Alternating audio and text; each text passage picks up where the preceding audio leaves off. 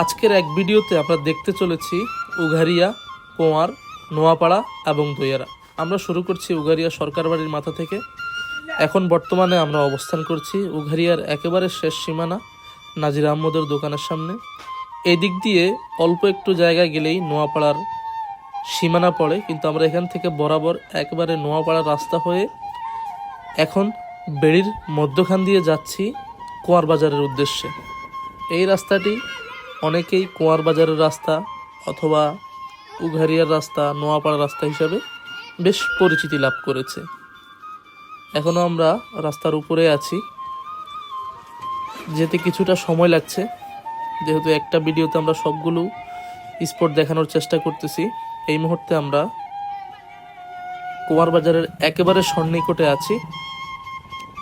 সামনে যেই দোকানপাটগুলো দেখছেন এটাই মূলত কোয়ার বাজার এবং এটা কোয়ারের ঈদগাহ মাঠ। এবার আমরা কোয়ার বাজার ছেড়ে চলে যাচ্ছি দইয়ারার দিকে।